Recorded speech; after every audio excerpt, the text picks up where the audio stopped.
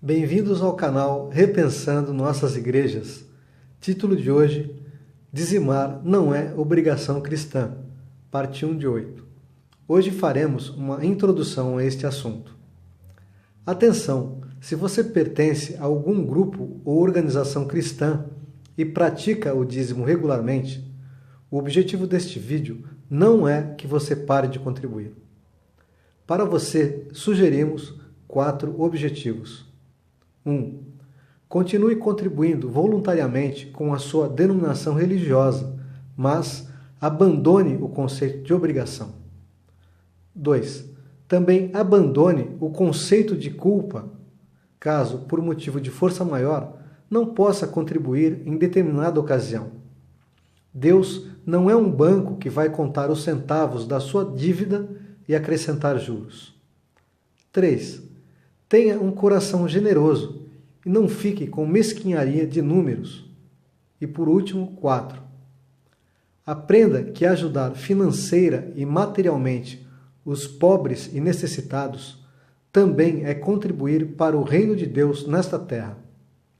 Isto é um pilar da administração financeira que está no dízimo do Antigo Testamento e na doutrina financeira voluntária da Igreja Cristã.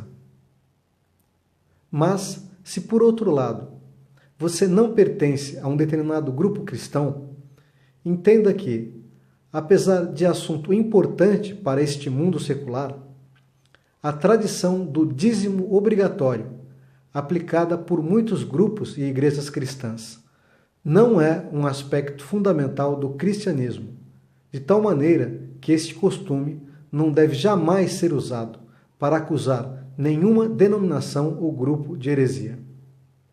A todos sugiro o estudo Finanças na Igreja Cristã, neste canal. Pergunta: o dízimo bíblico foi uma obrigação religiosa do Antigo Testamento que continuou com a Igreja após o cristianismo nascer do judaísmo e iniciar sua própria história? A resposta é não. A seguir, temos uma descrição bastante clara sobre finanças na Igreja por Tertuliano de Cartago, que viveu entre os anos 160 e 220 d.C. Não há compras e vendas de qualquer tipo nas coisas de Deus. Embora tenhamos nosso cofre do tesouro, não é composto de dinheiro de compra como de uma religião que se vende. No dia mensal, se as pessoas quiserem, cada um coloca uma doação pequena, mas somente se for um prazer e somente se a pessoa puder, porque não há compulsão. Tudo é voluntário. Essas dádivas são, por assim dizer, o fundo de depósito da piedade. No livro Tertullian, The Complete Works of Tertullian, em Apology, capítulo 39. A Igreja Católica institucionalizou a cobrança de 10% das posses dos fiéis no Concílio de Macon, Borgonha, França, em 23 de outubro do ano 585 d.C. Todavia, esse dízimo não seria destinado apenas à Igreja, pois, segundo Charles Joseph Heffel, no livro A History of the Councils of the Church, neste concílio foi definido que o dízimo deve ser gasto para uso dos pobres, também do clero, e para a redenção de prisioneiros. Quem obstinadamente se recusar será para sempre excomungado. Mas, a despeito da decisão do Concílio de Macon, a prática do dízimo obrigatório foi difundida mais tarde, com as campanhas militares do rei Carlos Magno, precursoras das cruzadas, que impunha a conversão aos saxões pagãos, exigindo o batismo cristão e o pagamento do dízimo na Europa do século VIII, conforme Philip Schaff, no livro History of the Christian Church, from the 1st to 20th Century. Abordagem histórica do dízimo religioso.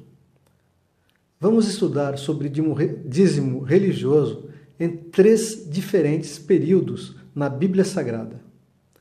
Primeiro período, antes da lei de Moisés, que vai das origens até quando Deus revelou suas leis para Moisés no Monte Sinai, a partir de Êxodo, capítulo 19, preparando o ordenamento jurídico e cerimonial com a finalidade de que o povo de Israel fosse uma nação na terra prometida de Canaã.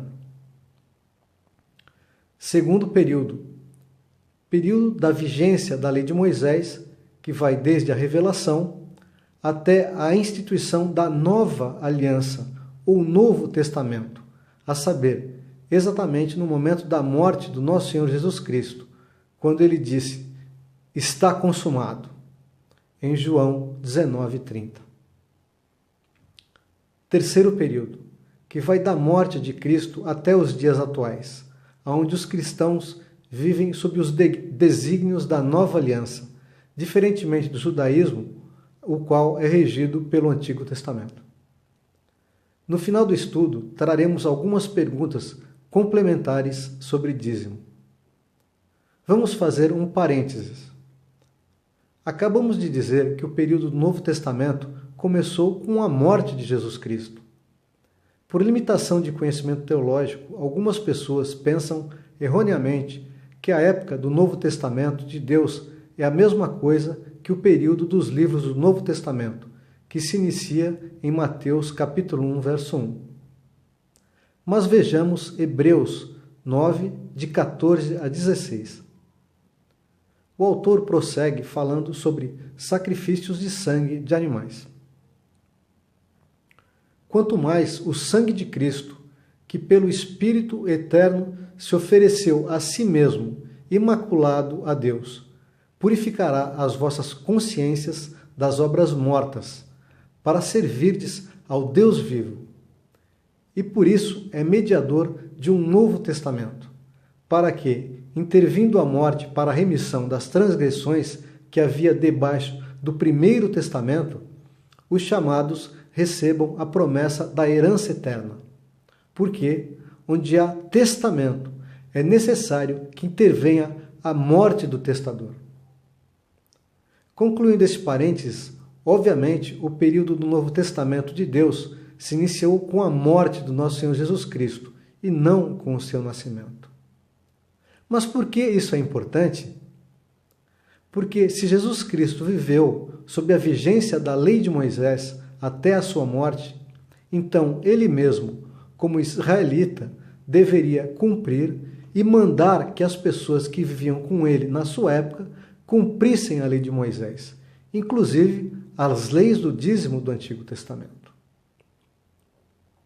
Para concluirmos essa introdução, pessoalmente, eu acho lamentável termos que realizar um estudo tão longo e sistemático para defender um conceito extremamente simples sobre o que Deus espera de cada um de nós na área financeira, baseado em princípios que se complementam no Novo Testamento. Deus espera que façamos as obras materiais para a sua glória voluntariamente, segundo o que propusermos no coração, com alegria e sem medo, pois o perfeito amor lança fora o medo. Porque Deus é o que opera em nós, tanto o querer como o efetuar. Hoje ficamos por aqui. No próximo vídeo vamos continuar nosso estudo sobre o dízimo no período anterior à lei de Moisés. Então, até a próxima, se Deus nos permitir.